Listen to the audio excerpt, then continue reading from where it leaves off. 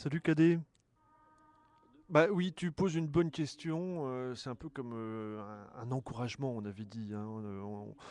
On peut dire au moins que bon, bah voilà, il a gagné le prix Nobel de la paix. Au moins, il n'est pas pour la guerre. Il est pour la paix, cet homme-là. Il est au moins pour la réconciliation. Alors, contre quoi, contre qui sommes-nous en guerre ou avec qui devons-nous faire la paix? Eh bien, par exemple, tu as des associations de Hong Kong qui appellent le président Obama à agir parce que figure-toi que le mois prochain, bah, il ira à Pékin et donc en tant que prix Nobel de la paix, eh bien, on l'interpelle hein, pour qu'il réclame la libération de tous les écrivains qui sont incarcérés là-bas hein, et de tous les prisonniers politiques.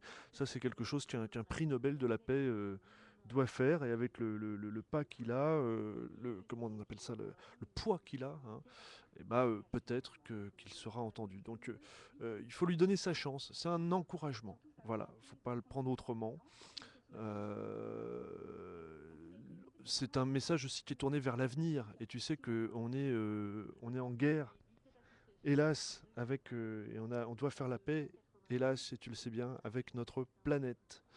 Et la première lutte à mener, et aujourd'hui c'est une journée un peu symbolique, puisque tu as vu qu'on était censé éteindre les lumières, enfin bon, pour montrer là en ce jour où on change un peu d'heure, pour soi-disant économiser l'énergie.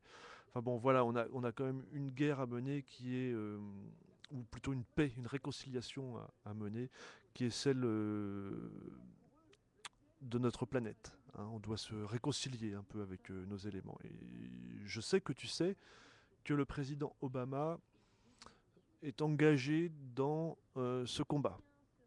On n'a pas le choix. C'est pour nos enfants, pour les tiens, les miens, et puis même un peu pour nous aussi, parce que voilà, la situation est quand même un tant soit peu critique. Les années passent et voilà, on est quand même un peu, bah oui, dans une situation qui craint, n'est-ce pas? Donc bah, voilà, Obama, prix Nobel de la paix. Je ne me prononcerai pas sur l'état d'urgence qu'il a proclamé là, contre la grippe H1N1. Il a déclaré un état d'urgence sanitaire.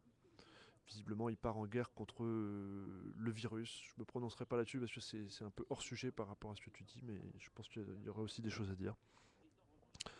Et en tout cas, si ça t'intéresse, eh ben, on peut continuer la conversation. Moi, je ne suis pas parti tôt là. Ça va être une nuit très très longue, puisqu'il y a quelques pendules à remettre à leur place ce soir.